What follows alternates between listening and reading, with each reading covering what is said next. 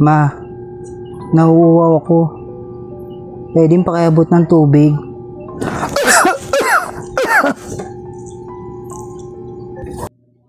Puro utos. Ba't hindi ka kaya bumangon dyan? Ikaw ang kumuha ng tubig mo. Silbi? Ito, may ginagawa yung tao dito eh. Nakikisuyo lang naman ako ng tubig. Kasi hindi ko naman talaga kayang bumangon.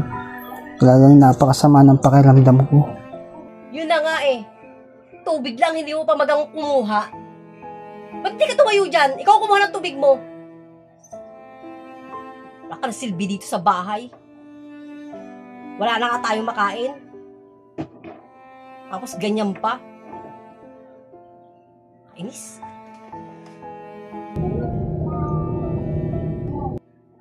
Kasi hindi ko naman talaga kayang bumangon. Talagang napakasama ng pakiramdam ko.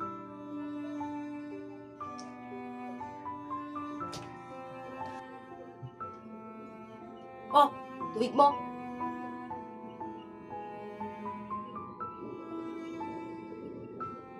Kaya ka lalong nanghihina eh. Paano kasi? Palagi ka lang nakahiga. Wala kang kwenta.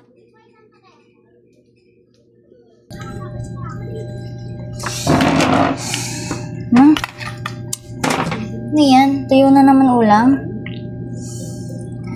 Makahapon pala, naganap ako ng trabaho. Kaso, sa pinag-applyan ko, hindi ako natanggap eh. Hindi daw kasi sila natanggap ng hindi nakapagtapos ng pag-aaral.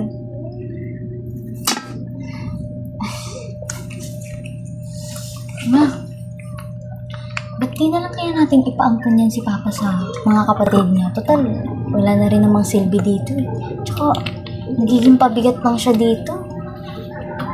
Napapagod na nga akong mag-alaga dyan kay Papi.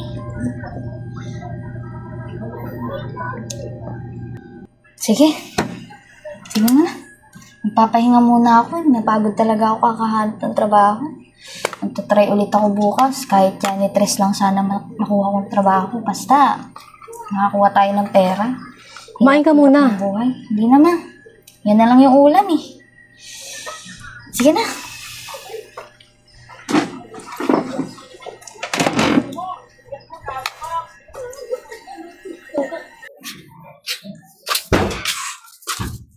Parang Erwin? Parang Erwin? Parang Erwin? Tao po, parang Erwin. Oh, Maring Kim, napadaan ka yata. Nabalitaan ko kasi na may sakit ka daw. Ito, may dala akong konting tulong, gamot, saka mga pagkain. Maraming salamat sa iyo, Maring Kim. Halika, Layo. tuloy. Pasok ka Sige, muna dito. salamat. Yan, maupo ka. Pare, kamusta na?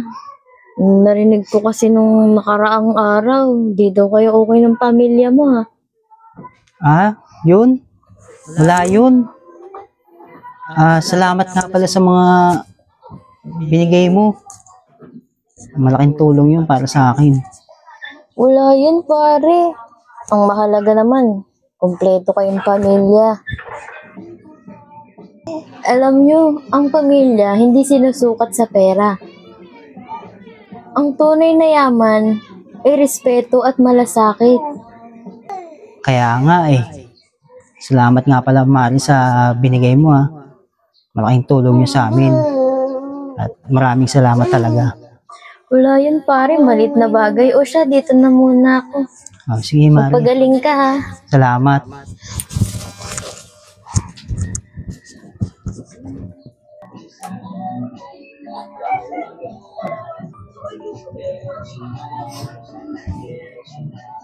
Pa,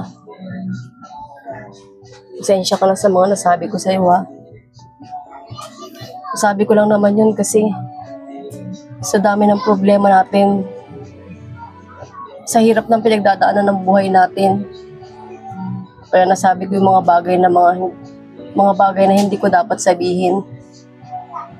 Sana mapatawad mo ako. Wala yun. Basta ang malaga, buo pa rin tayo at hindi niyo ako iniwan.